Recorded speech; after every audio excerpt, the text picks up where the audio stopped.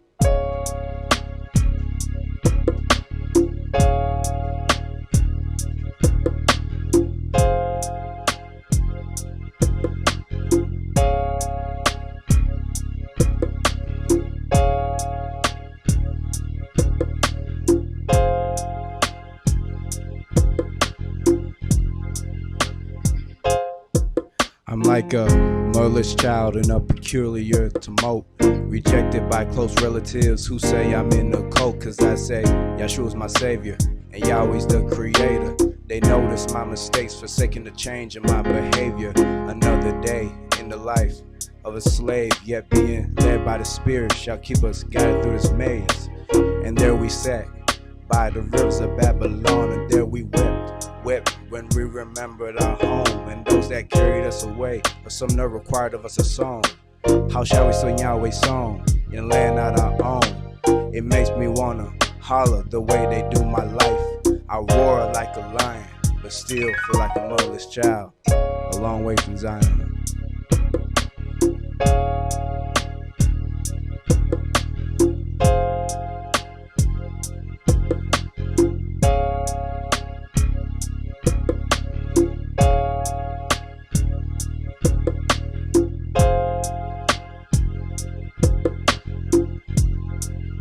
Oh, sometimes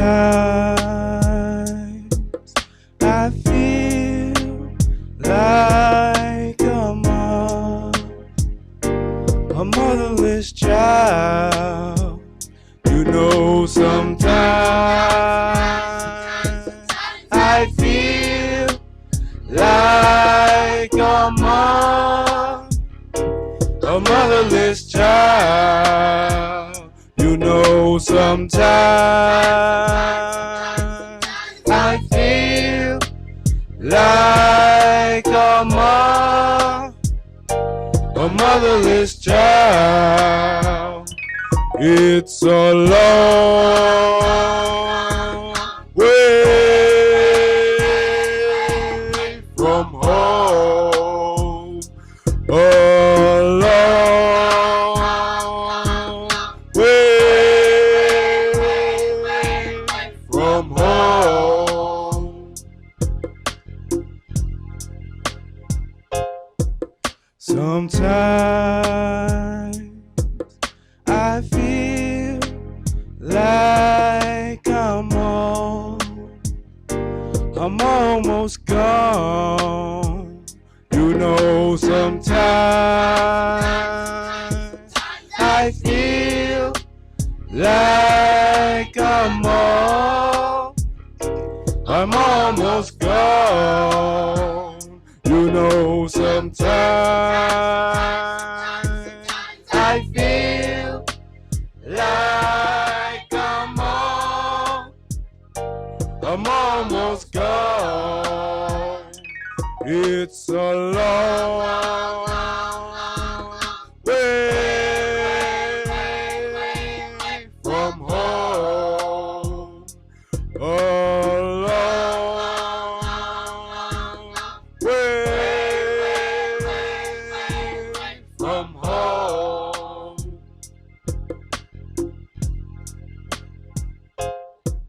Sometimes I feel like getting down on my knees to pray. You know, sometimes I get down on my knees and pray. You know, sometimes I get down on my knees and pray. It's a long way from home. A long way from home.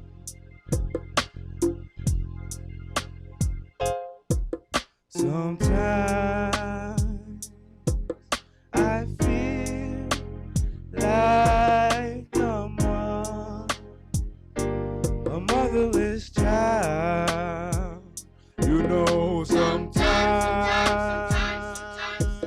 I feel like a motherless child. You know, sometimes I feel like a motherless child. It's a long way from home. A long way from home.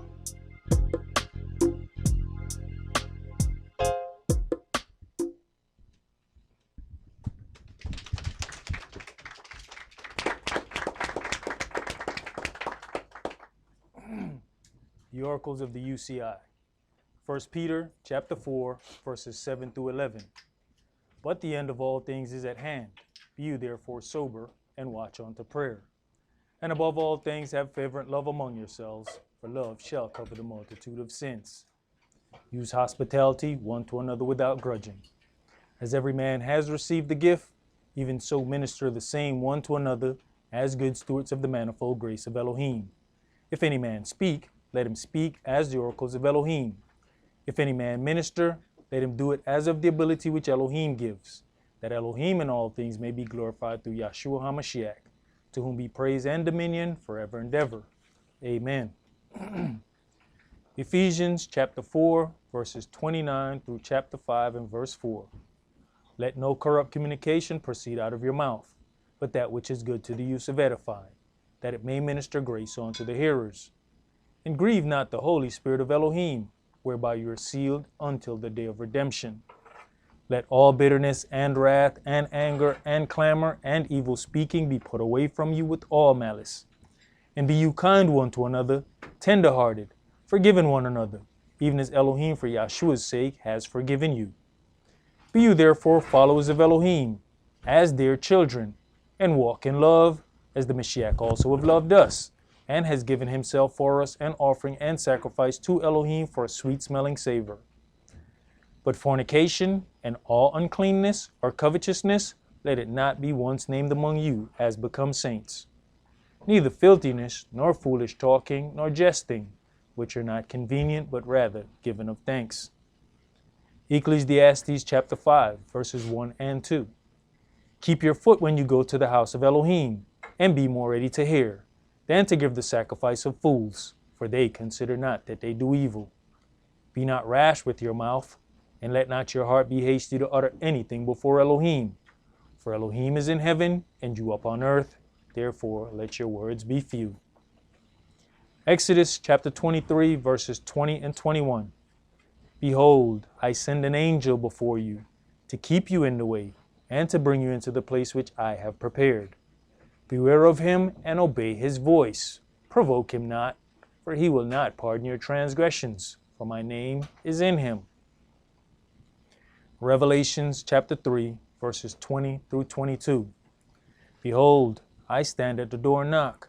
If any man hear my voice and open the door, I will come into him and will sup with him, and he with me. To him that overcomes will I grant to sit with me in my throne, even as I have also overcame and am sat down with my Father in his throne. He that has an ear, let him hear what the Spirit says unto the churches. All right.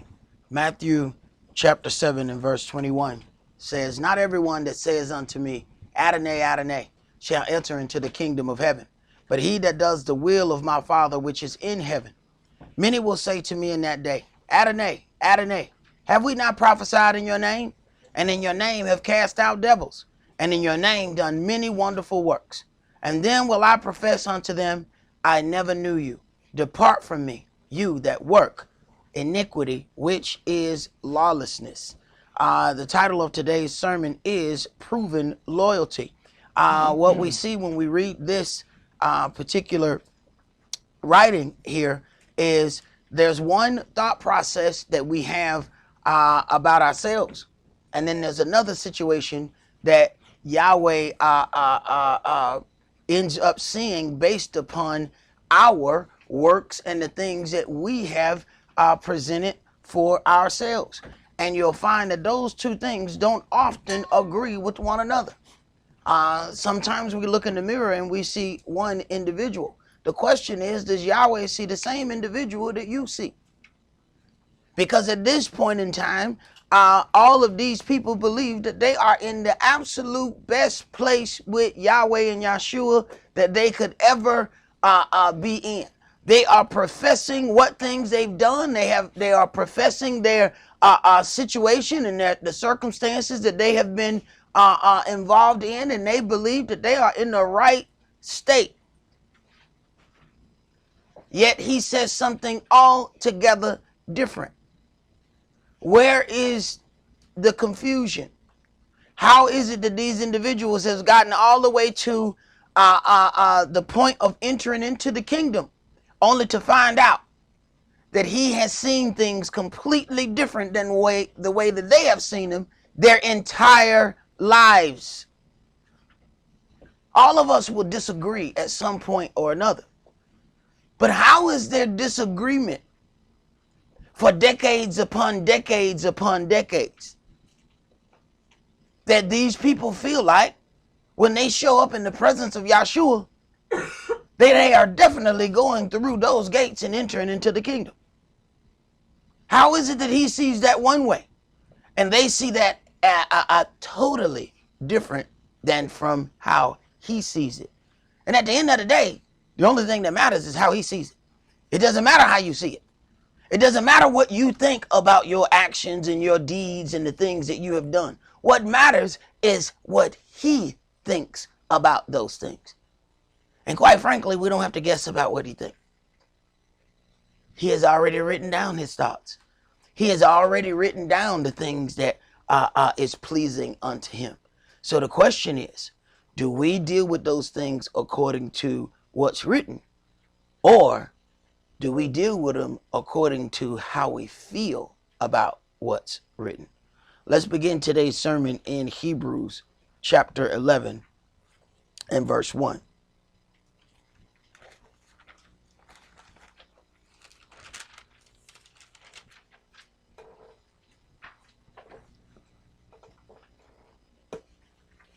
Hebrews 11 and verse 1. Now faith is the substance of things hoped for, the evidence of things not seen. For by it the elders obtained a good report. Through faith we understand that the worlds were framed by the word of Elohim, so that things which are seen were not made of things which do appear.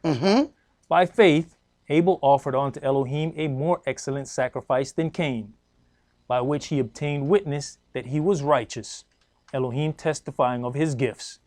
And by it, he being dead, yet speaks. All right, verse 1, faith is the substance of things hoped for, the evidence of things not seen. So then there's a pause in between when something is done and when the payment for those things are received.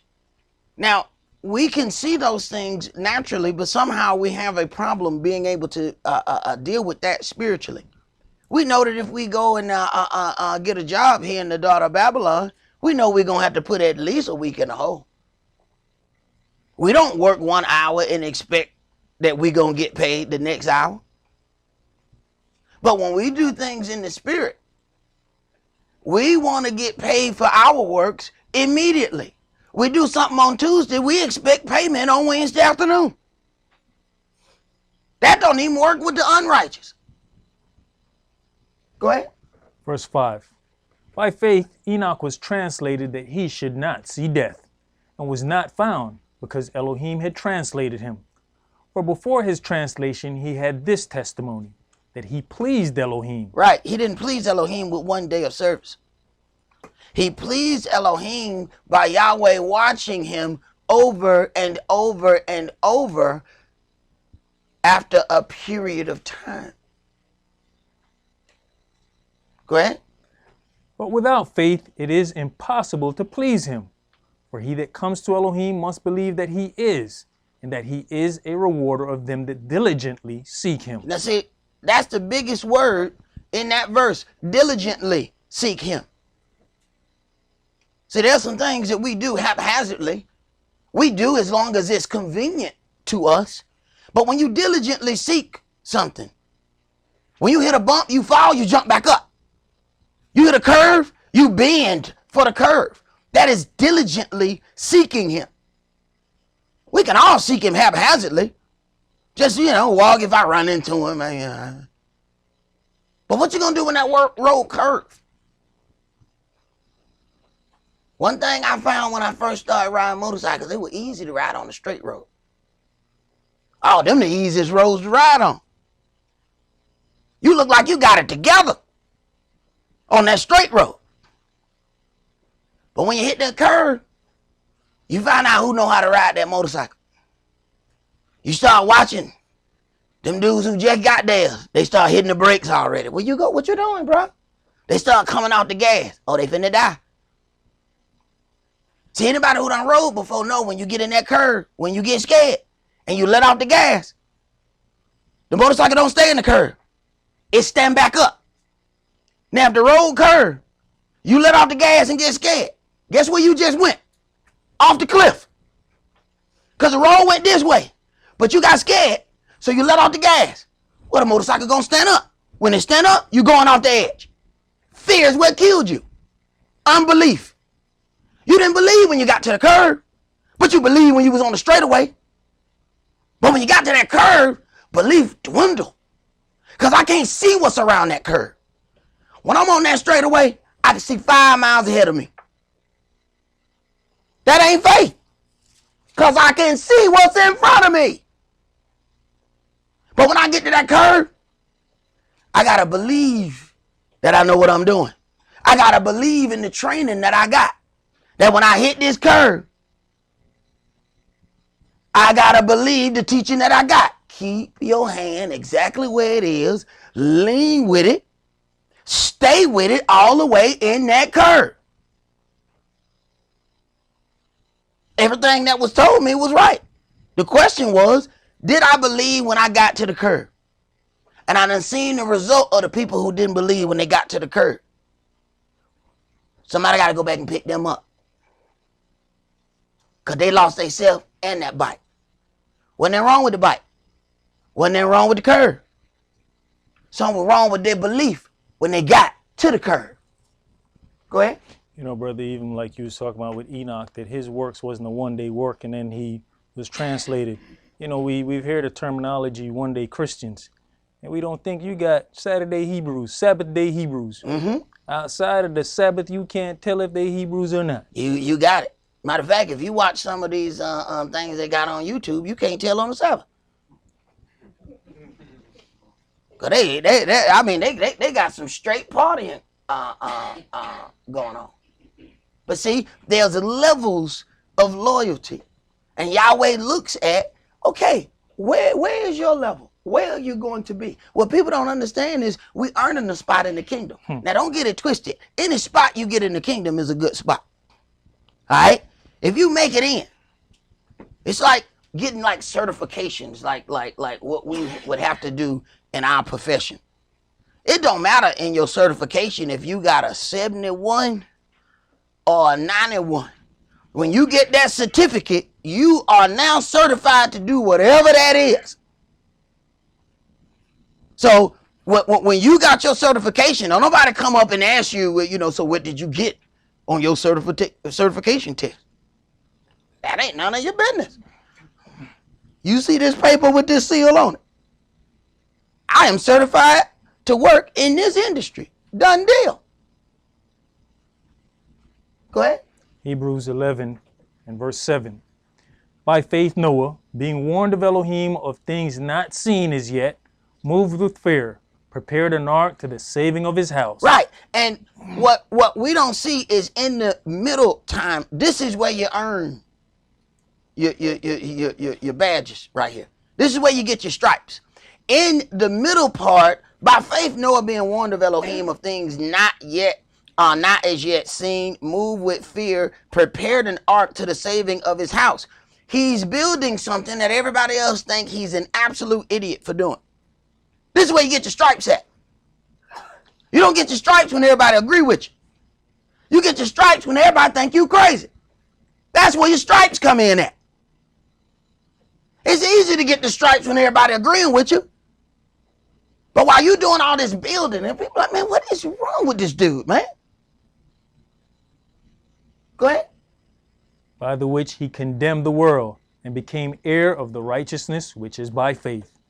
By faith Abraham, when he was called to go on out into a place which he should after receive for an inheritance. After receive for inheritance. He didn't give it to him yet. See, we want our stuff before we go. We want the exact GPS coordinates before we leave. Go ahead. Obeyed, and he went out, not knowing whether he went. Right. Not knowing where he went, he still went. Go to a place which I shall tell you of. Some of us done right there. That's it. That's the end of our faith. That's the end of our walk. Go ahead. By faith he sojourned in the land of promise, as in a strange country, dwelling in tabernacles with Esaac and Jacob, the heirs with him of the same promise. For he looked for a city which has foundations, whose builder and maker is Elohim. Through faith also Sarah herself received strength to conceive seed, and was delivered of a child when she was past age, because she judged him faithful who had promised. Right. And people don't even see that as being a act of faith.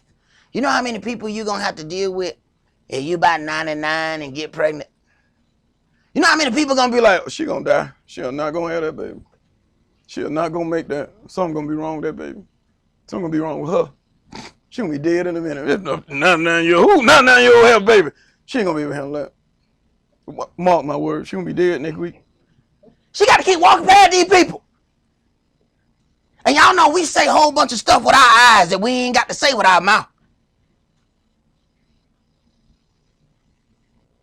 Folks say stuff and they ain't saying, There was a whole paragraph in that. Go ahead. Therefore sprang there even of one, and him as good as dead, so many as the stars of the sky in multitude, and as the sand which is by the seashore innumerable. These all died in faith, not having received the promises, but having seen them afar off, and were persuaded of them, and embraced them, and confessed that they were strangers and pilgrims on the earth. For they that say such things declare plainly that they seek a country. And truly, if they had been mindful of that country from whence they came out, they might have had opportunity to have returned. But now they desire a better country, that is, an heavenly. Wherefore Elohim is not ashamed to be called their Elohim, for he has prepared for them a city. By faith Abraham, when he was tried, offered up Esau, and he that had received the promises offered up his only begotten son. The very same thing that Yahweh was going to do, he put him in a situation where he had to do the same thing. Go ahead. Of whom it was said, that in Esau shall your seed be called. Accounting that Elohim was able to raise him up, even from the dead, from whence also he received him in a figure. By faith Esau blessed Jacob and Esau concerning things to come. Now, you know, brother, why Hebrews 11 is a really good thing to read, especially like in the beginning of the month. Every beginning of the month, we have our children to come in and not go into children's class. You know how much history of the Old Testament you're getting right here in the New Testament? And we ain't got to go back to all of those things and read it, but there's a whole lot of Old Testament history that's coming through out of this one chapter. Go ahead, bro. By faith, Jacob, when he was a dying, blessed both the sons of Joseph and worshipped, leaning upon the top of his staff. By faith, Joseph, when he died, made mention of the departing of the children of Israel and gave commandment concerning his bones. By faith, Moshe, when he was born, was hid 3 months of his parents because they saw that he was a proper child, and they were not afraid of the king's commandment. By faith, Moshe, when he was come to years, refused to be called the son of Pharaoh's daughter. By faith, Moshe, who was living in luxury, by the way, okay, being raised in Pharaoh's house, refused to continue to accept all the delicacies of luxury because of seeing his people suffer constantly. So it wasn't about him. It was about something greater than him. Go ahead. Verse 25, choosing rather to suffer affliction with the people of Elohim than to enjoy the pleasures of sin for a season. Now, you know the difference, though? He knew it was a season. See, if we've been receiving something and it looked like, saying we winning, we think we're going to continue to win. He already know this going to come to an end. It's only for a season. So if I try to keep, continue to get this, I'm still going to suffer sooner or later. I might as well go through it for righteousness' sake. Go ahead. Esteeming the reproach of the Mashiach greater riches than the treasures in Egypt, for he had respect unto the recompense of the reward. By faith he forsook Egypt, not fearing the wrath of the king, for he endured as seeing him who is invisible. Through faith he kept the Passover and the sprinkling of blood, lest he that destroyed the firstborn should touch them. By faith he kept the Passover. We keep the Passover because of the instructions that are written. He kept the Passover because it was told him there was nothing written as far as instructions on how to do that. He was given, do this, do this, do that. Then he got to go and tell a bunch of people who ain't never heard of this. Y'all know it's hard to tell us something and we got the book. We say thus, thus, and thus. We have 10 negative complaints on the internet. I don't believe such and such. And we got the book. You have any idea how difficult it was for him to talk to some people and they couldn't see it for themselves? Where you get that from? Yahweh told me. We'll tell him to tell us then. We don't believe you. All right. Yahweh, come talk to them. Wait a minute. Never mind. Don't talk to us no more. Never mind. Don't talk to us no more. Wait a minute. I thought you said. Yeah, I did before I knew what he sounded like. I don't do it no more. Right. That's Israel. That's us. Go ahead. By faith they passed through the Red Sea as by dry land, which the Egyptians essaying to do were drowned. By faith the walls of Jericho fell down, after they were compassed about 7 days. By faith the harlot Rahab perished not with them that believed not, when she had received the spies with peace. Right. Not knowing, not dealing with any of the law, not dealing with anything of righteousness. By faith, the harlot, the whore, perished not with the rest of everybody else. Because she made one good decision. So if one good decision can change the outcome of your life, what can one bad one do? Because her life changed. And not only did her life change, she had the opportunity to save everybody who came with her.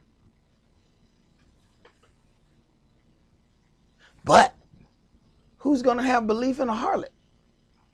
They ain't listening to you. Didn't 2 dudes just come out of there the other day? Everybody listening to you. Right. They did. Go ahead. And what shall I say more? And what shall I more say? For the time would fail me to tell of Gideon, and of Barak, and of Samson, and of Jephthah, of David also, and Samuel, and of the prophets, who through faith subdued kingdoms, wrought righteousness, obtained promises, stopped the mouths of lions, quenched the violence of fire, escaped the edge of the sword, out of weakness were made strong, waxed valiant in fight, turned to flight the armies of the aliens. Women received their dead raised to life again, and others were tortured, not accepting deliverance, that they might obtain a better resurrection. Right, and all we got to do to hear more about that is read the things of First and Second Maccabees, and you'll find people that were tortured just to keep the Sabbath day. You find people who were tortured just to have circumcision amongst their children, and we take these things lightly, like it's nothing. And people got killed to continue just to be able to walk in the ordinances that Yahweh gave unto us. When you read in there that the Euro Gentiles came in and set up a gymnasium, when you don't really research, how they did a gymnasium, you like, okay, so what's the problem?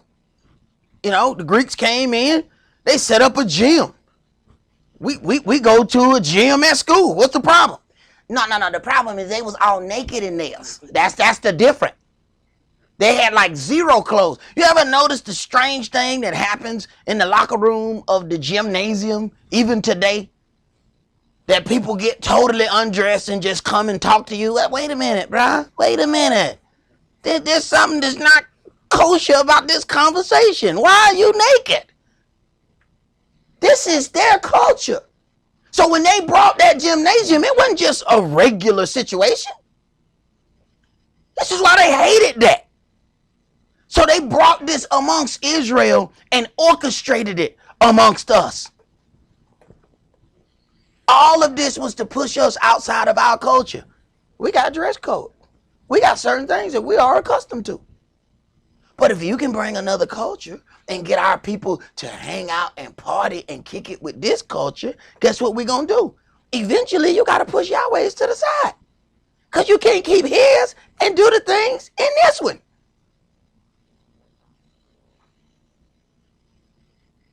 So when we see it, think about the people who suffered fighting against the gymnasium.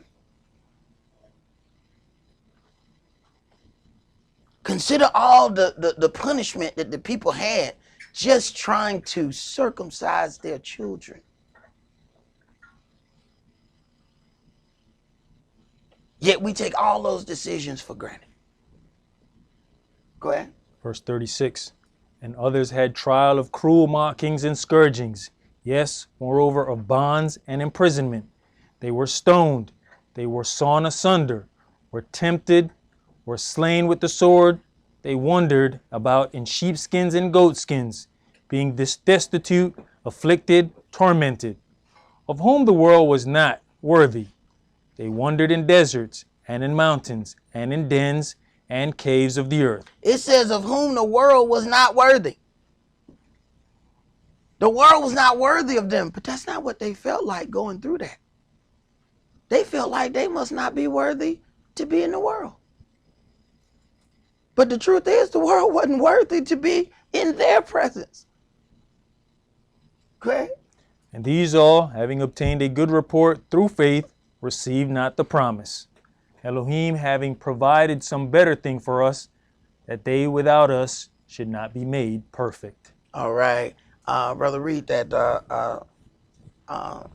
definition. I guess you would have to have this paper for you to be able to read that, huh? Thanks, sir. Faith from G4102, Greek origin, persuasion, that is credence, moral conviction of religious truth or the truthfulness of Elohim or a religious teacher, especially reliance upon the Mashiach for salvation, assurance, belief, believe, faith, fidelity. All right, let's go to Ezekiel chapter 44.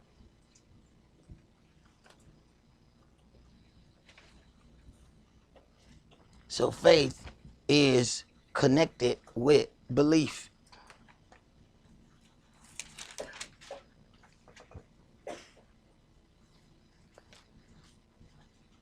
And as Yahweh is dealing with the loyalty of servants, their belief is directly connected to what they do. See, we hear a lot of nice sayings and a lot of things that sound good.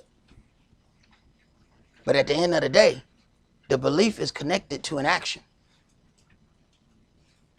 This is why you have all of these things that are going to happen, that the Mashiach says all of these people are going to come up to him and profess all of these things.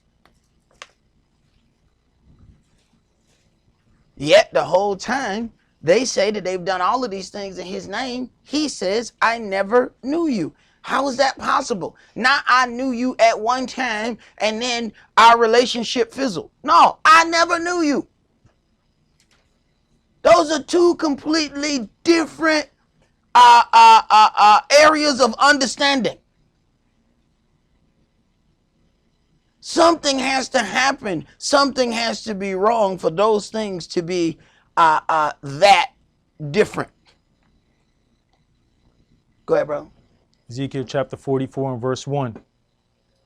Then he brought me back the way of the gate of the outward sanctuary, which looks toward the east, and it was shut. Then said Yahweh unto me, This gate shall be shut, it shall not be opened, and no man shall enter in by it, because Yahweh, the Elohim of Israel, has entered in by it. And understand, we're dealing with the future temple, which shall be set up at the return of the Mashiach. Go ahead. Therefore it shall be shut. It is for the prince. The prince, he shall sit in it to eat bread before Yahweh.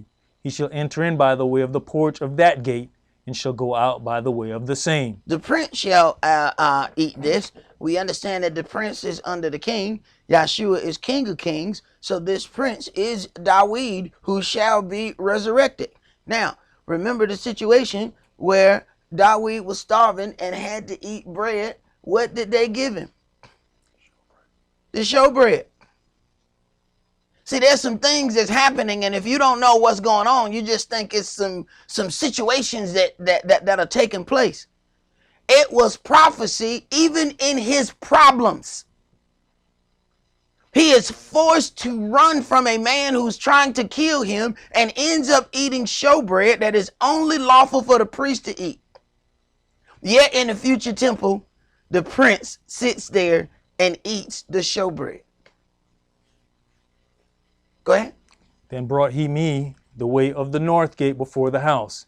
And I looked, and behold, the glory of Yahweh filled the house of Yahweh. And I fell upon my face. And Yahweh said unto me, Son of man, mark well, and behold with your eyes, and hear with your ears all that I say unto you concerning all the ordinances of the house of Yahweh, and all the laws thereof. And mark well the entering in of the house, with every going forth of the sanctuary. So, in other words, there are instructions on how these things have to be dealt with. See, in these things, the level of loyalty is already being set forth. So you have a lot of teachers that are out teaching, but there are levels to that. You know, it's a certain level of dedication to put a webcam and then teach. But then that's also a certain level of comfort if you're doing that from the comfort of your living room, but you hadn't opened up your house to any strangers to have them come in and learn the word. Then there's another level of setting up a house and putting your own finances in jeopardy to do that. That's levels of loyalty. Everybody ain't on the same level because they ain't took the same risk. Go ahead. Verse 6. And you shall say to the rebellious, even to the house of Israel, thus says the Adonai Yah, O you house of Israel, let it suffice you of all your abominations, in that you have brought into my sanctuary strangers, uncircumcised in heart and uncircumcised in flesh, to be in my sanctuary, to pollute it, even mine house. Right, you got two things there. And you have brought into my sanctuary strangers uncircumcised in heart and uncircumcised in flesh. There are certain leeways that we have at this point. But do understand all of those things are going to have to be put in motion when everything is set forth when Yahshua comes. The Euro Gentiles wasn't given the covenant of circumcision. They got to deal with that circumcision when Yahshua returned. Then you have a situation of a circumcised heart. That is allowing the word, the laws, the commandments of Yahweh to orchestrate your life. That's a circumcised heart. So even if you circumcised in flesh, which is natural Israel, if natural Israel becomes uncircumcised in heart, we ain't going in either. And you got so many people on the internet arguing, talking about there's no such thing as spiritual Israel. They don't understand what a circumcised heart is. That is spiritual Israel. We must be natural and spiritual Israel. He says all Israel shall be saved. Then later on he says they are not all Israel which are of Israel. What is he talking about? Spiritual Israel. He gonna cut off Israel in the flesh. He already did that. We were already naturally circumcised. Then we get kicked out. So if that's our only claim to fame, we have failed already. Go ahead. When you offer my bread, the fat and the blood, and they have broken my covenant because of all your abominations. Verse 8, and you have not kept the charge of mine holy things, but you have set keepers over my charge in my sanctuary for yourselves. Right. See, we go out. We don't like the way certain things are taught, so we'll go out on the internet and look for somebody who teaches those a little bit nicer. See, Yahweh has rules for the sanctuary. We go out and we find somebody who don't have any rules. See, they say you can come however you want to come. Right. He said, you've set keepers of my house for yourself. You went out and found you somebody who was going to say exactly what it is you wanted to hear. See, that's a level of your sacrifice right there. Just to be able to deal with what thus says Yahweh. You already dealing with a level of sacrifice sitting here and you don't even know it. Because right down the street from here, you can go 2.5 miles and somebody tell you everything you want to hear. And still tell you you're a Hebrew. You can come in there with no coverings on. The sisters can come however they want. The brothers can be unclean. Sisters can be unclean. You ain't got to go nowhere but 3 miles down the road. There's a sacrifice sitting right here. Because they'll let you come. And you'll enjoy yourself. Y'all can have good old pet rally over time. They can have music and song and dance. Now your problem going to be when Yahshua return. When he start giving out payment for loyalty. When it's time to get them loyalty payments. That's where your problem going to be at. Go ahead. Verse 9. Thus says the Adonai Yah, no stranger, uncircumcised in heart, nor uncircumcised in flesh, shall enter into my sanctuary of any stranger that is among the children of Israel. And the Levites that are gone away far from me, when Israel went astray, which went astray away from me after their idols, they shall even bear their lawlessness.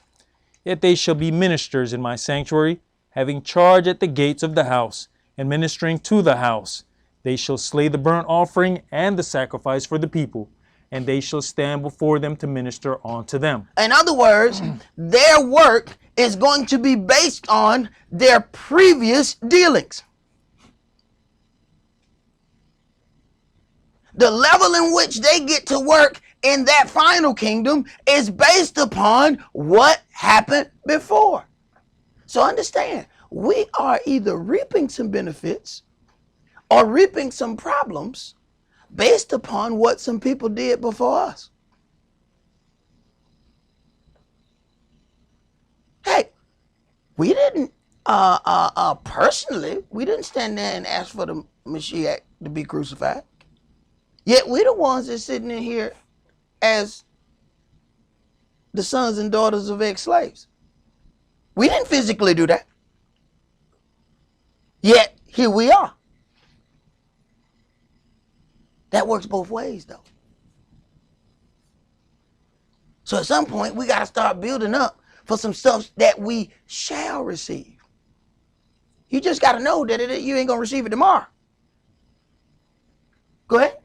Because they ministered unto them before their idols, and caused the house of Israel to fall into lawlessness. Therefore have I lifted up mine hand against them, says the Adonai, and they shall bear their lawlessness. And they shall not come near unto me, to do the office of a priest unto me, nor to come near to any of my holy things in the most holy place. Right. So then they have been pushed back in their service because of how they dealt with things before. They can't approach that close. They can serve afar off. So you earn your seat. Go ahead. But they shall bear their shame and their abominations which they have committed. But I'll make them keepers of the charge of the house, for all the service thereof, and for all that shall be done therein. But the priests, the Levites, the sons of Zadok, that kept the charge of my sanctuary when the children of Israel went astray from me. Right. The sons of Zadok that kept the charge when everybody else did what they thought, felt, and believed. When these sons kept the charge correctly, now they earning a closer seat to Yahweh. Go ahead. They shall come near to minister unto me, and they shall stand before me to offer unto me the fat and the blood, says the Adonai. They shall enter into my sanctuary, and they shall come near to my table to minister unto me, and they shall keep my charge. Right. So when somebody come near to that table, and they ain't supposed to be near that table, we're going to find out real quick, because they're going to carry them away from that table. You ain't going to have to try to ask questions. Was that one of the sons of... No, that wasn't one of them. Somebody carry him out of here. You don't figure out real quick. You go somewhere where you ain't supposed to go. Y'all ain't not going to sit there and negotiate with you. We're going to know when somebody got to carry you out of there. And it's going to be real easy to figure out order after that. See, we have all these problems with order. We won't have that problem once somebody died and they have to carry him out. Order going to be locked into your brain. Note to self, do not do that. Ain't nobody going to tell you that no more. When somebody steals and their wrist get cut off, ain't nobody going to have to talk to you about stealing. Ain't nobody ever going to have to talk to you about stealing. All you going to do is keep looking at a dude with his hand missing. You gonna know, no, I need both of my hands. I am not still. People will drop something by you and you gonna pick it up and run. Brother, you dropped it. Brother. Cause you thinking, I want both my hands. I'm finna go give him this back. At least they think I stole it. That's gonna take care of that business. Go ahead. Ezekiel chapter 44 and verse 17. And it shall come to pass that when they enter in at the gates of the inner court, they shall be clothed with linen garments, and no wool shall come upon them, whilst they minister in the gates of the inner court and within. Right. He's saying what they're going to have to wear, yet when you start telling people that there's a dress code, people have a problem. People have a problem. You know how many issues we have at that front door that people say, I'm coming in. Say, not with that on, you ain't. If you want this place to grow, you will let us come in how we are. Tell you what, why don't y'all grow out there in that parking lot? Go ahead, bro. They shall have linen bonnets upon their heads. They shall have something on their head. You're going to be a servant unto Yahweh. Put something on your head. Now you got all these people that's teaching however they want to teach. They doing whatever they want to do. But when Yahshua return, they get anywhere near him with that uncovered head. They ain't going to worry about covering the head because their head going to roll. It going to take care of that business. I bet you everybody else put a head wrap on so tight. Once they see that one head roll, when it roll down that hill, it's going to take care of the business. He not going to have to explain nothing no more. When the dude busts in a building and it's a robbery, He don't have to explain but one time. He said, you know what this is? People say, I don't know what it is. Okay, we know what it is. We know what it is. Real quick like. Everybody else flow with it after that. He don't have to keep explaining to you when he busts in with that pistol and starts shooting and waving it everywhere. Everybody know what it is. Empty out your pockets. You know what this is? Yahshua not going to keep explaining to you. We got a book. We got a higher judgment than the people who came before us. They did not have a book. You do. He's not going to keep explaining to you. Go ahead. And shall have linen breeches upon their loins. They shall not gird themselves with anything that causes sweat. And when they go forth into the outer court, even into the utter court to the people, they shall put off their garments wherein they ministered, and lay them in the holy chambers. And they shall put on other garments, and they shall not sanctify the people with their garments. Right. So even the garments are holy because of what they've done in the garments. Go ahead. Neither shall they shave their heads, nor suffer their locks to grow long. They shall only poll their heads.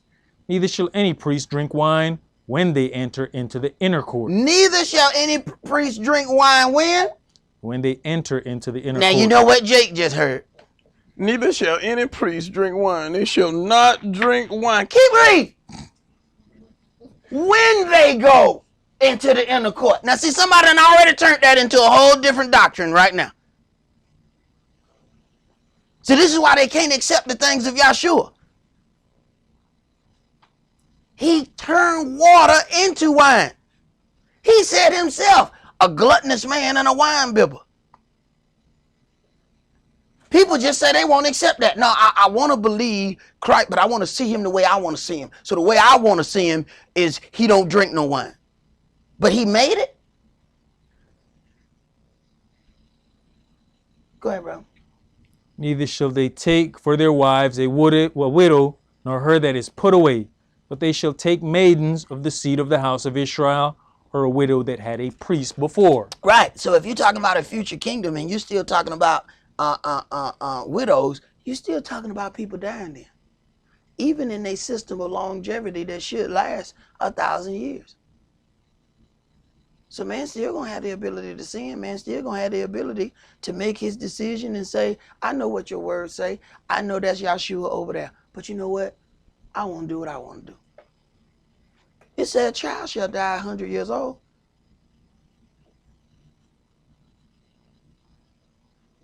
If he don't get to be but 100, you're a child. Why you even die at 100? That means some decisions were made. And one thing you're going to realize, you can't stop nobody from making the decision that they want to make. You can explain to them. You can say whatever you want to say. You can show all the pros and cons. When they want to make a decision, they're going to make that decision. Go ahead. You know, Brother, earlier you was talking about the goal of making it into the kingdom, and I started to say, yeah, but will you do what's necessary to stay in the kingdom? Mm-hmm. That's one of those things, you know, because we pick up a lot of things from Babylon, and we'll put anything on the resume to get a job. He said, you know welding? Yeah, I know welding. Yeah, me use a fire and a torch. Yeah, I do that. Then they get that job and set half the building on fire because they they don't know what they doing. Right. They got the job, but they couldn't keep it. They didn't know not to look at the flame, so now they got blisters all on their eyeballs. Can't see for a month and a half. But you told them folks, yeah, I know welding. You mean tell me you didn't know not to look at it, though? You do know you're supposed to put that mask on, right? Right. Go ahead. And they shall teach my people the difference between the holy and profane, and cause them to discern between the unclean and the clean. Uh-huh. But see, Jake don't want to hear holy and unholy, clean and unclean.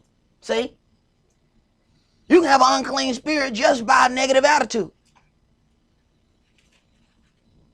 Go ahead.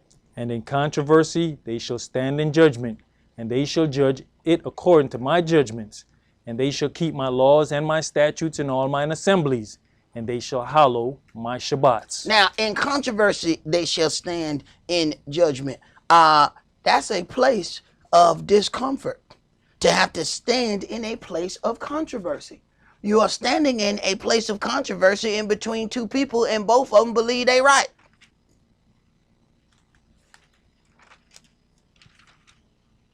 You can't stand in a place of controversy saying what everybody want to hear. Somebody gonna hear something that they don't like. Are you still gonna be able to stand? Let's go to Ezekiel chapter 48. You know, even in this last part, and he said, and they shall keep my laws and my statutes in all mine assemblies. And when you were talking about earlier going 3 miles down the street, is that Yahweh's assembly, or they keeping their own assembly? Right, because in his assembly, they're supposed to abide by certain things. See? But we'll do anything to get away from those ordinances. It ain't no different than our people setting up a house of Baal. What did it do? It gave them the opportunity to do whatever it is they wanted to do. And still say that they were Israelites. Still say that they were this, while worshiping Baal down the street from Yahweh's house. Ezekiel 48, and let's read verses 8 through 14. And by the border of Yehuda, from the east side onto the west side, shall be the offering which you shall offer of 25,000 reeds in breadth, and in length as one of the other parts from the east side onto the west side, and the sanctuary shall be in the midst of it. The oblation that you shall offer unto Yahweh shall be of 25,000 in length, and of 10,000 in breadth. And for them, even for the priests, shall be this holy oblation: toward the north 25,000 in length, and toward the west 10,000 in breadth, and toward the east 10,000 in breadth, and toward the south 25,000 in length. And the sanctuary of Yahweh shall be in the midst thereof. And the sanctuary of Yahweh shall be in the midst thereof. This is one of those things where the measurements matter. See, sometimes we just like to wing it and do what we want to do. This measurement means something. Go ahead. It shall be for the priests that are sanctified of the sons of Zadok, which have kept my charge. Which have kept my charge. So those who have proven their loyalty by staying on the word, even when everybody else went astray. And you know, Jacob tried to convince you to go astray with them. When Jake get ready to go astray, Jake act like they so bold. But at the end of the day, Jake straight coward. Because Jake don't go astray by himself. Jake try to get as many people as he possibly can to go astray with him. It lets you know that he talk big talk, but Jake's scared. Because if you believe it, go ahead and walk out on your own. But no, that ain't what Jake do. Jake want to see how many people I can convince to walk with me, because misery love company. And it really ain't that sure of itself. So it wants to get other people to walk with them. So then those people can help solidify them. That's what it's talking about, using and being used. Go ahead. Which went not astray when the children of Israel went astray. Right. So when all the rest of the Levites went astray, they kept doing what they were supposed to be doing. And here they go. When Yahshua, when it count. Now here they go when Yahshua is standing there. Now they get to be the ones in the inner circle. He didn't just pick some people. Oh, no. There's some people working for their offspring here. There's some things that you may see people get to receive right now. That's for some stuff that they did maybe 25 years ago. This stuff that you're reading about, this was done by their ancestors. This is why we have to earn our seat. You are the bloodline descendant of somebody who has done something. But Yahweh is trying to figure out, okay, one of y'all ancestors did something great, and I got to pass that on to somebody. Now it's 4 y'all from the same ancestor. which one of y'all I'm going to give it to? So then he let y'all figure it out. All right. Give them something to do. And let's see which one of them I get an inheritance to. Go ahead, bro. As the Levites went astray. Verse 12. And this oblation of the land that is offered shall be unto them a thing most holy by the order of the Levites. And over against the border of the priests the Levites shall have 25,000 in length, and 10,000 in breadth. All the length shall be 25,000, and the breadth 10,000. And they shall not sell of it, neither exchange nor alienate the first fruits of the land, for it is holy unto Yahweh. For it is holy unto Yahweh. It shall never go out. It shall not be sold. It will stay a perpetual thing for them. Let's go to 1 Samuel chapter 13.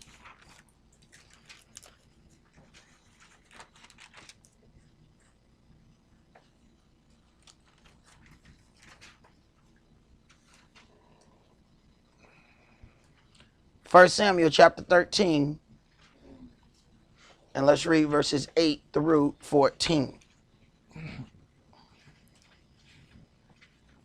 Verse 8.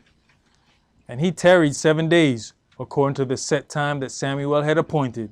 But Samuel came not to Gilgal, and the people were scattered from him. Right. This is when Yahweh will orchestrate a situation to prove someone's loyalty. He will orchestrate a situation so that it does not go according to plan. There's a situation where Samuel is supposed to show up in 7 days. Samuel said, I'll be there in 7 days. Yahweh made sure he was late. Because in him being late, the disobedience of Saul and the disbelief of Saul is about to shine through. And all he had to do was be a little bit late. And now he's orchestrating his own thing. Go ahead. And Saul said, Bring hither a burnt offering to me, and peace offerings. And he offered the burnt offering. And it came to pass that as soon as he had made an end of offering the burnt offering, behold, Samuel came. Right. This is how Yahweh orchestrates something. He held him off just for that time. Well, Samuel ain't king. I'm a king, but I'm going to go ahead and do the job of a priest. I'm going to go ahead and orchestrate this offering. And as soon as he was done, that was what Yahweh orchestrated. What do you think the whole thing about the parable of the 10 virgins? You have a parable of laborers in the field with the talents. He gives that specifically for the men. Then he gives the parable of the virgins specifically for the women. What happens?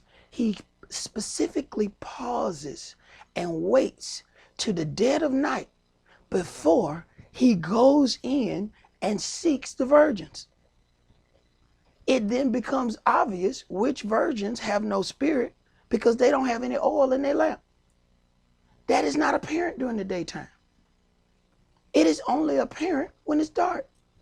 So he purposely makes a dark situation so he can see who has light. He purposely waited so he can prove not only to everybody else, but to this man himself that he was never going to follow Yahweh. He followed Yahweh as long as it worked out for him. But 1 minute, he waited 7 days. He said 7 days have come and gone. I must do this. Right. Go ahead. And Saul went out to meet him, that he might salute him. And Samuel said, Saul went out to meet him that he might salute him. Now he done already done some foul stuff because now he done the man's job. But he's still going out to salute him. Shalom. Go ahead. And Samuel said, What have you done? And Saul said, Because I saw that the people were scattered from me, and that you came not within the days appointed, and that the Philistines gathered themselves together at Michmash. So this was your fault. Because see, you didn't get here when you were supposed to. See? That's why I offered. Go ahead. Therefore said I, the Philistines will come down now upon me to Gilgal, and I have not made supplication unto Yahweh. I forced myself, therefore, and offered a burnt offering. I forced myself to be disobedient. It wasn't really in me to be disobedient, but I made myself be disobedient. Go ahead. And Samuel said to Saul, You have done foolishly. You have not kept the commandment of Yahweh your Elohim, which he commanded you. For now would Yahweh have established your kingdom upon Israel forever. Now would Yahweh have established your kingdom upon Israel forever, even though he really didn't like you to start with. He didn't choose you, the people did. But he would have kept you if you would have followed some instructions. But the disobedience was so great. This was not somebody that he could use in a continuance, because he wasn't going to follow. A servant that don't serve is not a servant at all. Go ahead. But now your kingdom shall not continue. Yahweh has sought him a man after his own heart. And Yahweh has commanded him to be captain over his people, because you have not kept that which Yahweh commanded you. Right. So then what was important to Yahweh, this man that Yahweh has found after his own heart, this man is going to follow the instructions that Yahweh gives him. So Yahweh says, I have found me a man after my own heart. Now, how has he found him a man after his own heart? What has the man done previously that has made Yahweh understand that this man shall do all his will? Let's go to chapter 16. 1 Samuel chapter 16, and we're going to read verses 1 through 13.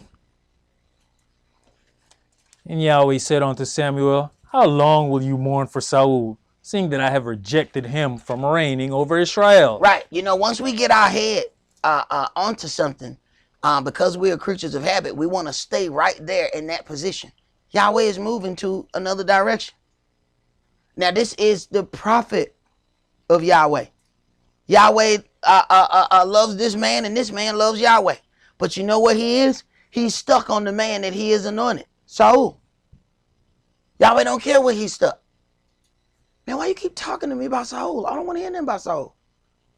He has had his opportunity. He has had his chances over and over again. Stop talking to me about him. His reign is over. So, get your mind right, because I got to send you to go get somebody else. Go ahead.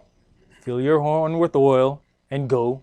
I will send you to Jesse the Bethlehemite, for I have provided me a king among his sons. And Samuel said, How can I go? If Saul hear it, he will kill me.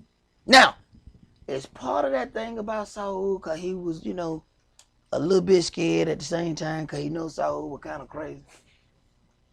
See, sometimes, you have to weigh in all the things. Well, Yahweh, fix this thing with Saul. Is that because you scared he gonna kill you? Death got a way of doing that. Man, I got you. Go ahead. And Yahweh said, Take an heifer with you, and say, I am come to sacrifice to Yahweh. And call Jesse to the sacrifice, and I will show you what you shall do. And you shall anoint unto me him whom I name unto you. And Samuel did that which Yahweh spake, and came to Bethlehem. And the elders of the town trembled at his coming, and said, Cometh you peaceably? And he said, Peaceably. Right. They don't know if he's coming to pronounce something against their city. Nowadays, people are always talking about, here come the master prophet, here come this prophet. The true children of Israel didn't want to see no prophet. Because they want to know, hey man, why are you here? Have you come to say something against our town? We about to die. We don't want to see you.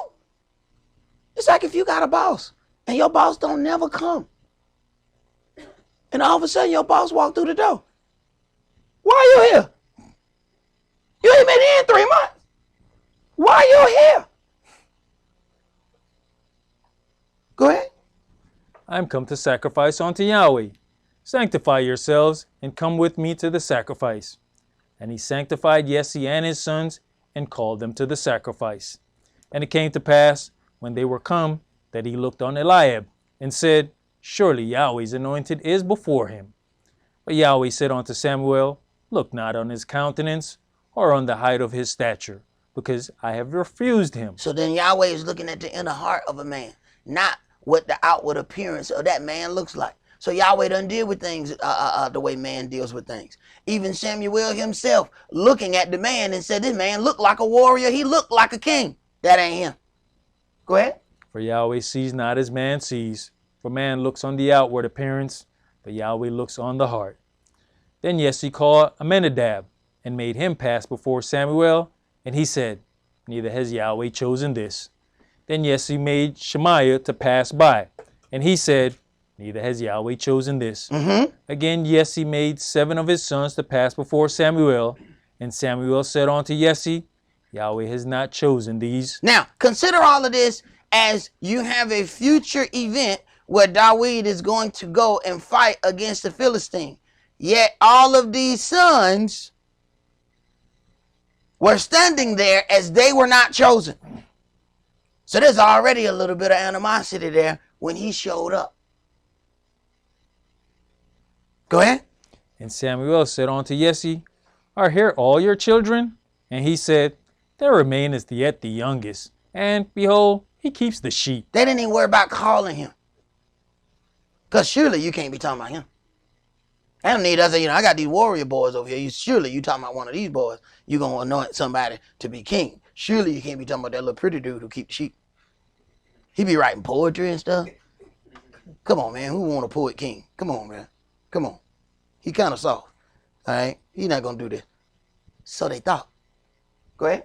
And Samuel said unto Jesse, Send and fetch him, for we will not sit down till he comes hither. And he sent and brought him in. Now he was ruddy and withal of a beautiful countenance, and goodly to look to. Right. He had a good complexion, a little reddish brown looking fella. Just beautiful. Just look at him. He's just pretty. Just so pretty. This can't be no king, man. Look at this dude, man. Go ahead. And Yahweh said, Arise, anoint him, for this is he. Right. This is he. The smallest of all of them. The pretty looking dude. But Yahweh said he shall perform all my will. And you have to ask yourself, when did he earn this loyalty though? Go ahead. Then Samuel took the horn of oil and anointed him in the midst of his brethren. And the Spirit of Yahweh came upon Dawid from that day forward. So Samuel rose up and went to Ramah. And if you think about it, you can backtrack. Yahweh likens the children of Israel unto sheep. And he says that the leader of Israel is the shepherd. The one thing that they said about Dawid, he's the youngest and he keep the sheep. So they gave him a job that they thought was the least of the jobs. Lo and behold, that is how he was earning his loyalty points with Yahweh. He was learning how to take care of the sheep, which was also teaching him how to take care of Israel. Right before he got into the altercation with Goliath, he was explaining to them, there was a lion came, and I fought the lion, and I fought the bear, because they were trying to harm the sheep. He was earning his loyalty points with Yahweh. So what you're doing now is earning something for something later on.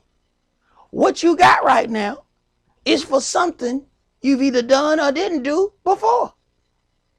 It don't happen the next day. That's something that we have to consider. And those blessings will be handed down from generation to generation. Let's go to 1 Kings chapter 15.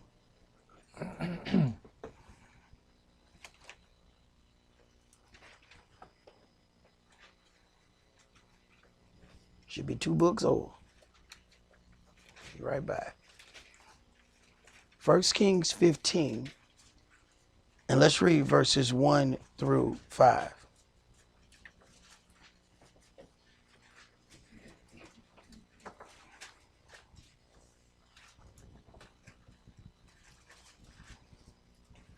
1 Kings chapter 15 and verse 1.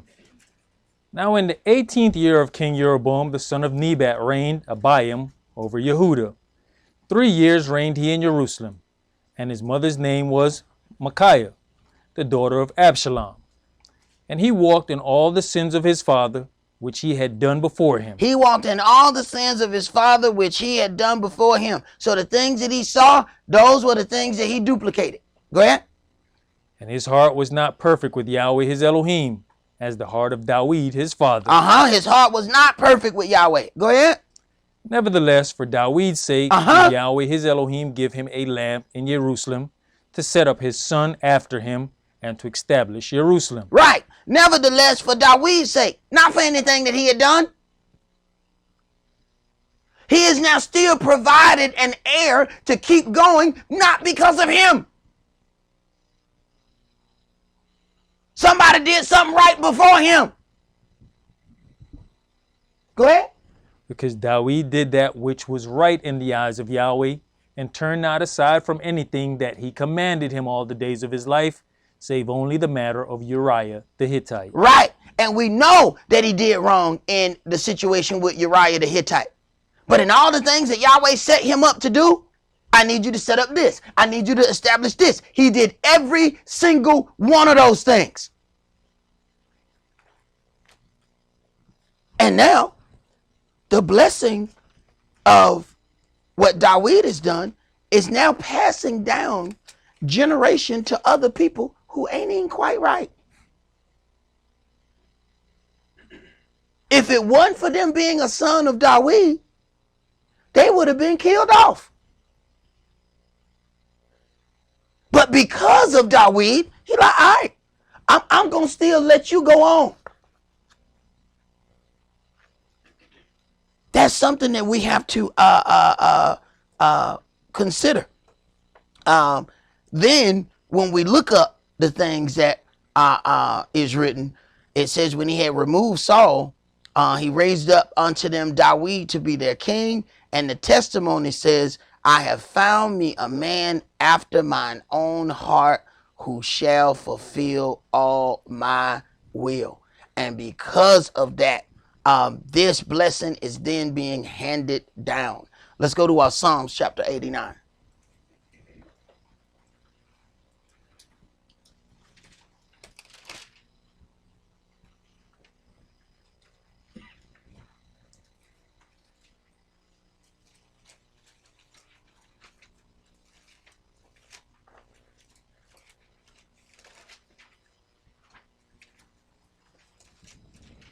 Psalms 89, and let's read verses 20 through 37. I have found Dawid my servant. With my holy oil have I anointed him, with whom my hand shall be established. Mine arm also shall strengthen him. The enemy shall not exact upon him, nor the son of wickedness afflict him. And I will beat down his foes before his face, and plague them that hate him. Right. And understand, Dawid had a job to do in uniting the children of Israel to build Yahweh's kingdom.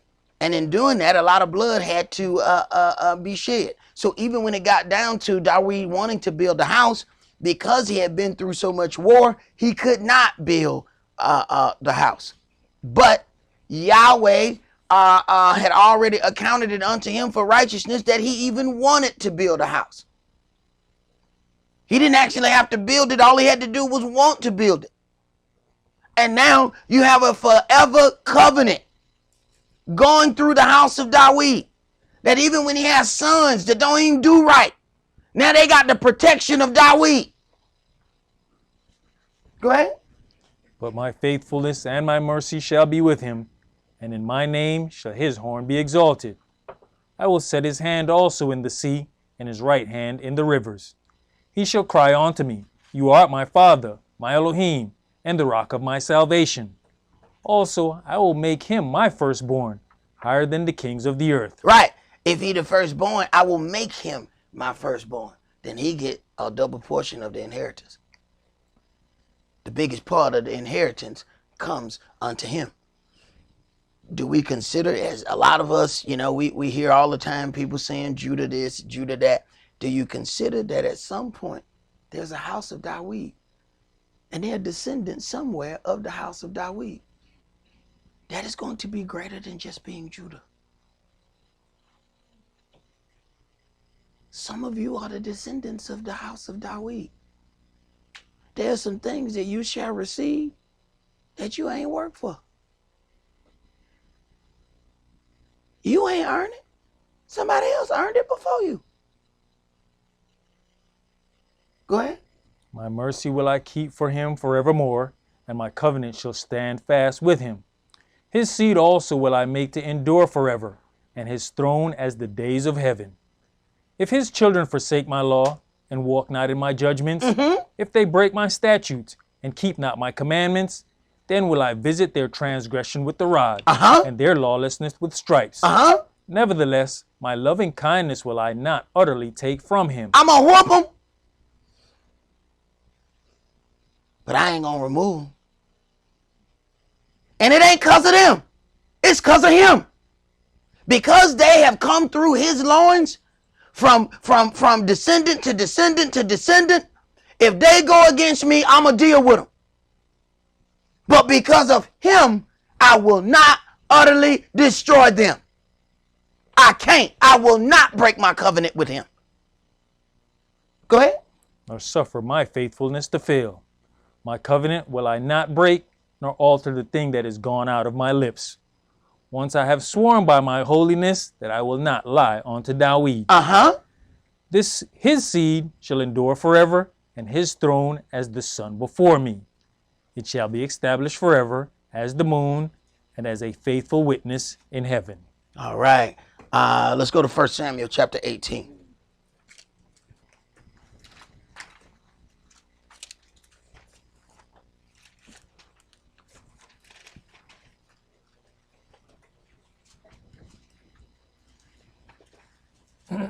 So now you have offspring who have benefited from the things that were done by David. Let's go and read a few details on some other things. 1 Samuel chapter 18 and verses 1 through 5. And it came to pass, when he had made an end of speaking unto Saul, that the soul of Jonathan was knit with the soul of David, and Jonathan loved him as his own soul. He loved him as his own soul. There was something in their spirits that agreed with one another. Now understand, this is not necessarily in Jonathan's favor. David has been anointed king. Saul is Jonathan's dad. Jonathan is supposed to be the next king. He has now loved a man. He agrees with this man in spirit, but this man gonna take his position. He don't care. His spirit agrees with this man's spirit. He knows that this is a good man.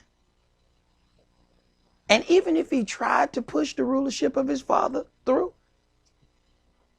he has enough understanding and belief in Yahweh to know that it wouldn't happen even if he tried. Go ahead.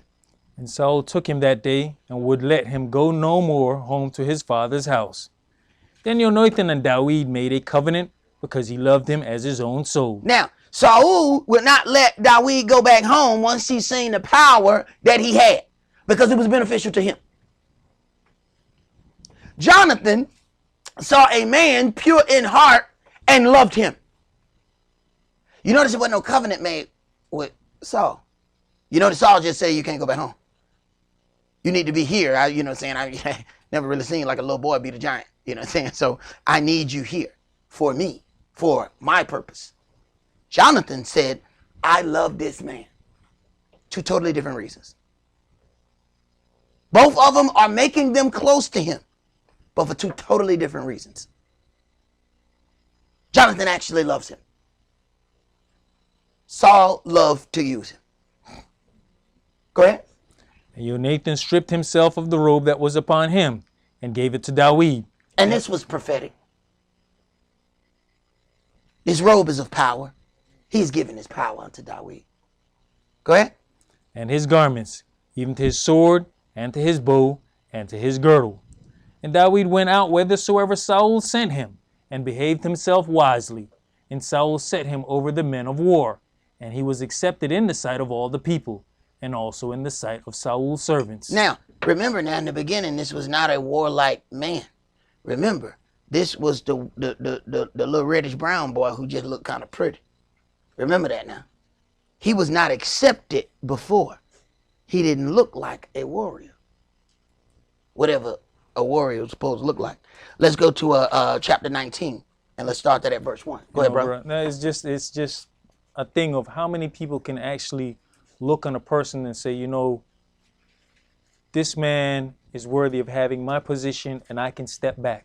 Mm-hmm. We saw Yohanan the Baptist do the same thing with Yeshua. Yes. It takes a big man to say, you know, I got all the power and stuff on my side right now, but nah, this is the man that needs to be leading us. Right. He has the Spirit with him to do these things. And you know, looks are very deceiving.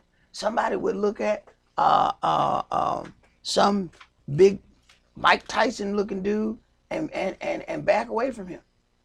But you know, if Bruce Lee walked up to him, they'd be like, man, if you don't get your little bit of self up in front of me. And Bruce Lee gonna hit you 4 times before you even raise your hand. He didn't look like no warrior until he hit you. And then when he hits you, you trying to figure out, did you move? I didn't see your hands move. Yet my eye is swollen. Right. You trying to figure out, is there like an invisible force that kicked me in my head? No, he just did it so fast you didn't see him move. Bruce Lee would hit people and tell them where he gonna hit them at. Now you know where he finna hit you, yet you still could not stop it. I am about to hit you in your head on the left side. Man, you ain't gonna pop. What the? How you do that? You knew he was finna do it. You still couldn't stop him. But he didn't look like a warrior. What something look like gonna get you messed up. Go ahead, bro. 1 Samuel chapter 19 and verse 1. And Saul spake to Jonathan his son, and to all his servants, that they should kill David. Right. Saul said, let's kill this man. I need this man dead. Go ahead. But Jonathan, Saul's son, delighted much in David. And Jonathan told David, saying, Saul my father seeks to kill you. Now therefore, I pray you, take heed to yourself until the morning, and abide in a secret place, and hide yourself. Right. Now, you got to understand what's happening here. The word says, he that loves mother and father more than me is not worthy of me. This is Yeshua's statement. David is going to be used to bring forth the body of Yeshua. Jonathan is forced to make a decision between his natural family and the spiritual leader of Israel that will proceed not only in David, but after David. How many of us can make that decision? He's got to disagree with his father. This is who he will get the crown from. Go ahead. And I'll go out and stand beside my father in the field where you art, and I'll commune with my father of you. And what I see, that I will tell you. Mm-hmm. And Jonathan spake good of David unto Saul his father, and said unto him, let not the king sin against his servant, against David, because he has not sinned against you, and because his works have been to you word very good. For he did put his life in his hand, and slew the Philistine, and Yahweh wrought a great salvation for all Israel. Right. This is when Saul said he couldn't go home no more. He brought him in once he saw this great act. So now Jonathan is thinking he can talk his father out of devilish things. Go ahead. You saw it and did rejoice. Wherefore then will you sin against innocent blood, to slay David without a cause? And Saul hearkened unto the voice of Jonathan, and Saul will swear, as Yahweh lives, he shall not be slain. As Yahweh live, he shall not be slain. At this point, Saul know that I just can't do it in front of you.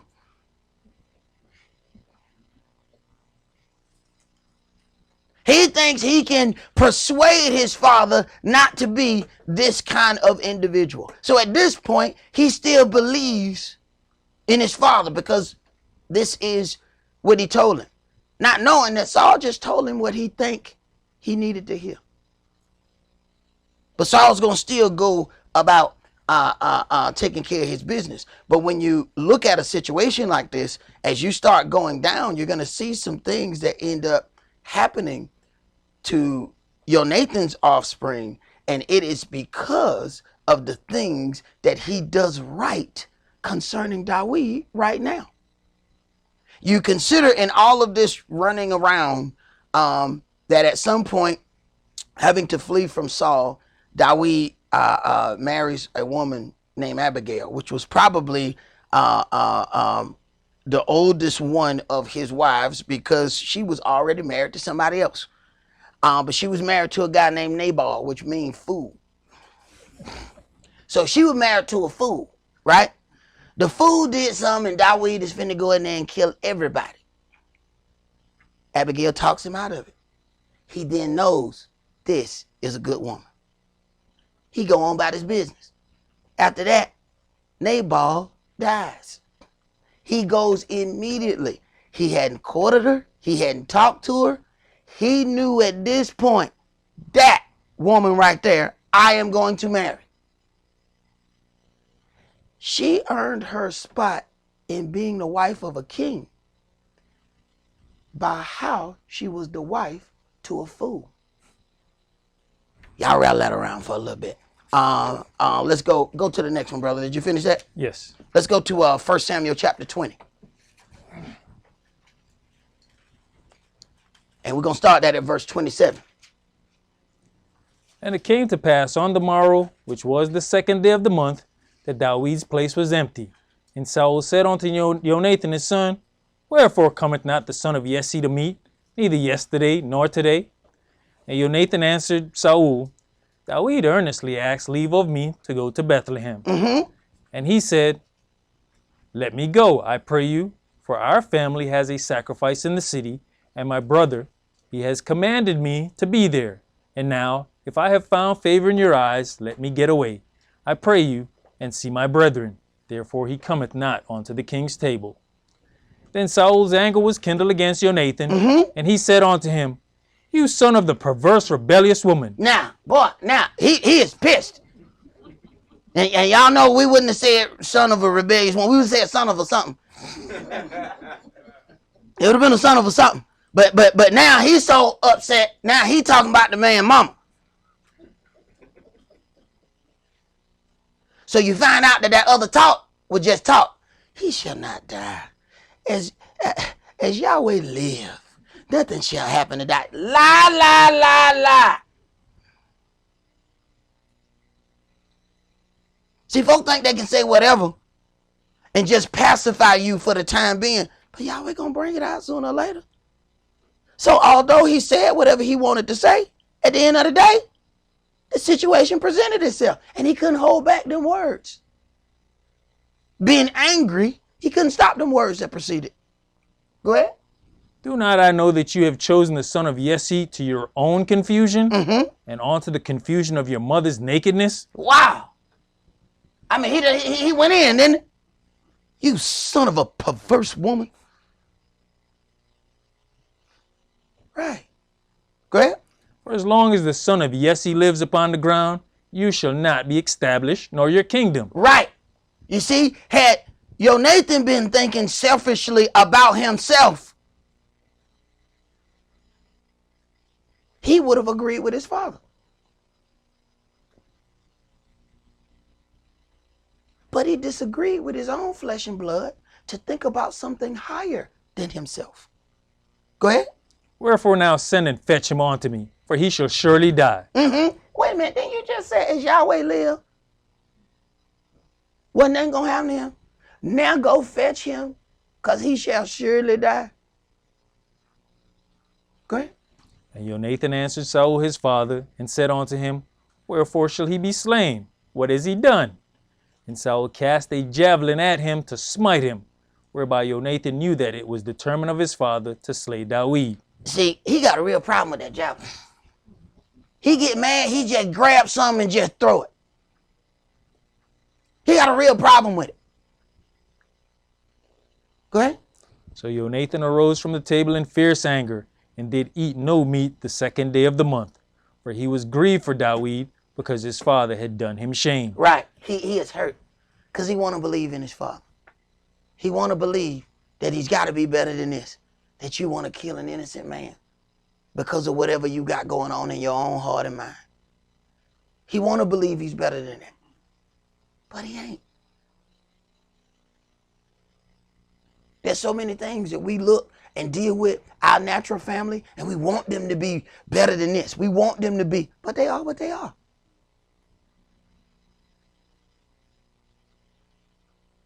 And when somebody show you who they are, please believe them.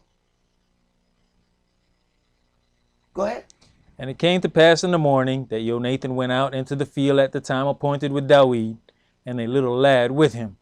And he said unto his lad, Run, find out now the arrows which I shot. And as the lad ran, he shot an arrow beyond him. And when the lad was come to the place of the arrow which Jonathan had shot, Jonathan cried after the lad, and said, Is not the arrow beyond you? And Jonathan cried after the lad, Make speed, haste, stay not. And Jonathan's lad gathered up the arrows and came to his master. But the lad knew not anything, only Jonathan and Dawid knew the matter. They had already set up a situation whereby he could communicate with Dawid from afar off and let him know that if this happened, my daddy trying to kill you. If this happened, my daddy not trying to kill you. And he's hurt because he doesn't want to believe that this is determined to happen to Dawid. Go ahead. And Jonathan gave his artillery unto his lad, and said unto him, Go, carry them to the city. And as soon as the lad was gone, Dawid arose out of the place toward the south, and fell on his face to the ground, and bowed himself 3 times. And they kissed, one another, and wept one with another, until Dawid exceeded. And Jonathan said to Dawid, Go in peace, for as much as we have sworn both of us in the name of Yahweh, saying, Yahweh be between me and you. Yahweh be between me and you. We have sworn that there is going to be a covenant of peace between you and I, even though my daddy want to kill you. And I'm the king to be. But I don't agree with my daddy. Go ahead. And between my seed and your seed forever. And he arose and departed, and Jonathan went into the city. You see that? And between me and you, and between my seed and your seed forever. Now let's go to 2 Samuel chapter 9.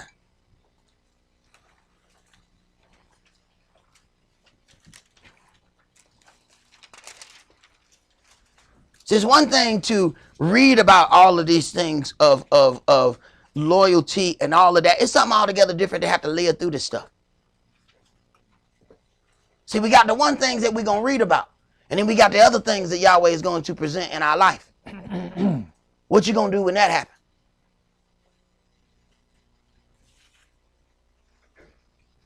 So the thing about when you're reading about some hardships, you know, when it get too hard to read, you know, you can just stop.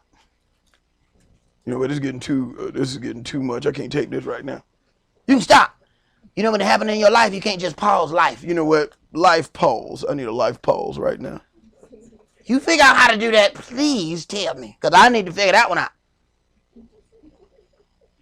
2 Samuel chapter 9, and let's read verses 1 through 13. And Dawid said, Is there yet any that is left of the house of Saul, that I might show him kindness for Jonathan's sake? Right, because at this point now, he has been established as king. Saul dead, Jonathan's dead. The rulership has now come to him. Now, he's looking for a way to fulfill the agreement, the covenant that he made. So now somebody is finna benefit from the loyalty that somebody else did. Go ahead. And there was of the house of Saul a servant whose name was Ziba. And when they had called him unto Dawid, the king said unto him, Are you Ziba? And he said, Your servant is he. And the king said, Is there not yet any of the house of Saul, that I may show kindness of Elohim unto him? And Ziba said unto the king, Jonathan has yet a son, which is lame on his feet. And the king said unto him, Where is he? And Ziba said unto the king, Behold, he is in the house of Micah, the son of Amiel, in Lodabar. Then King David sent and fetched him out of the house of Micah, the son of Amiel, from Lodabar. Now, he probably don't really know how this is going to happen. See, because he probably think he finna get killed. Because in a lot of situations, they kill all other possible heirs of the throne who was any previous king. This is what the whole thing about find him who shall be king of the Jews when they went about to try to kill Yeshua. You have to try and kill all possible heirs to the throne. So this is some real scary stuff for this descendant of Saul here who's left. Go ahead. Now when Mephibosheth, the son of Jonathan, the son of Saul, was come unto David, he fell on his face and did reverence. And David said, Mephibosheth? And he answered, Behold your servant. And David said unto him, Fear not, for I will surely show you kindness for Jonathan your father's sake. I will show you kindness for Jonathan your father's sake. Not for anything that you have done. Go ahead. And will restore you all the land of Saul your father, and you shall eat bread at my table continually. And he bowed himself and said, What is your servant, that you should look upon such a dead dog as I am? Then the king called to Ziba, Saul's servant, and said unto him, I have given unto your master's son all that pertained to Saul and to all his house. He is going to inherit all of these things because of the agreement that I made with Jonathan. I am going to do right by this man. Now he's lame on his feet. He can't even defend himself. Go ahead. You therefore and your sons and your servants shall till the land for him. So not only is he going to eat at my table, I am going to now appoint servants for him. I'm going to get him land that I know he can't work himself. So now I need people who are going to do this and deal with this land for him. Go ahead.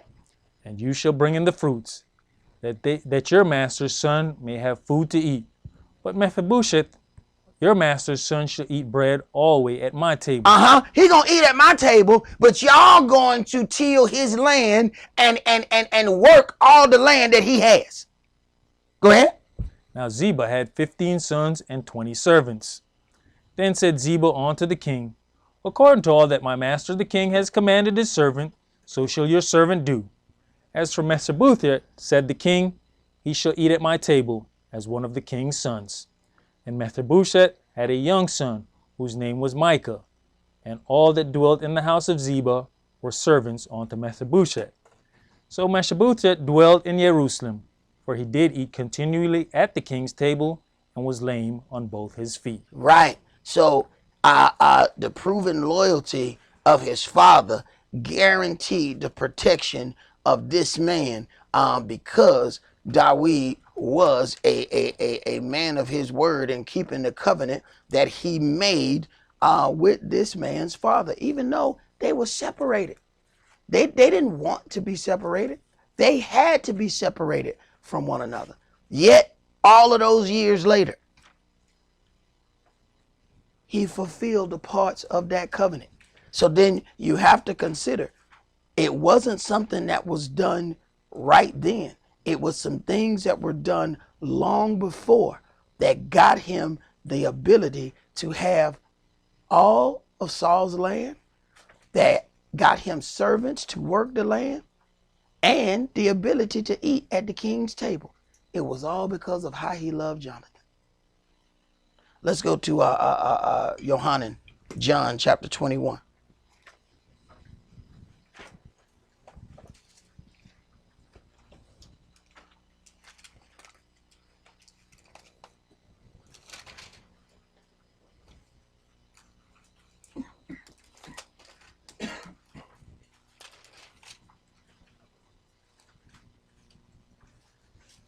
John chapter 21, and let's read verses 15 through 19.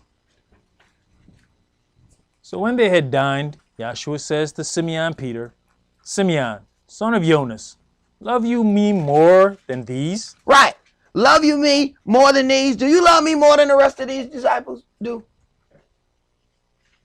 Go ahead. He says unto him, Yes, Adonai, you know that I love you. He says unto him, Feed my lambs. All right. So if there is love for me that you say you have love for me, then there's some action that's supposed to happen. I need you to feed my sheep. You know, the same way that he trained Dawid and said that Dawid was a man after his own heart that would perform all his will. Before he anointed him king, he put him out there with the sheep. And then here come Yahshua saying, if you love me, feed my sheep. Now, you feed the sheep by giving them the necessary information for salvation. That don't mean the sheep gonna like you for it.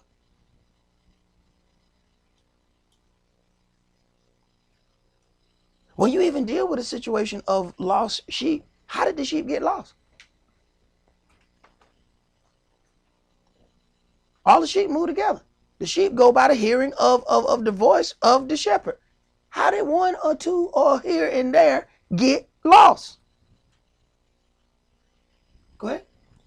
He says to him again the second time, Simeon, son of Jonas, loveth you me? He says unto him, Yes, Adonai, you know that I love you. He says unto him, Feed my sheep. He says unto him the third time, Simeon, son of Jonas, loveth you me? Mm-hmm. Cephas was grieved because he said unto him the third time. Right, he ticked off. Why you keep asking me, do I love you? What kind of question is this? Go ahead. Loveth you me? And he said unto him, Adonai, you knoweth all things. You know that I love you. Yahshua says unto him, Feed my sheep. Right, but then you got a situation of some things that are going to take place. And when he gets afraid, he is going to deny Yahshua. Go ahead. Verily, verily, I say unto you, when you was young, you girdeth yourself, and walketh whither you would.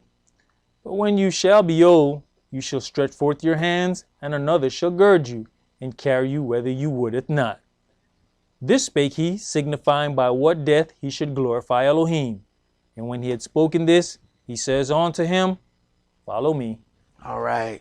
Let us hear the conclusion of this matter. Let's go to Luke chapter 6. Luke chapter 6. And we're going to read verses 20 through 36.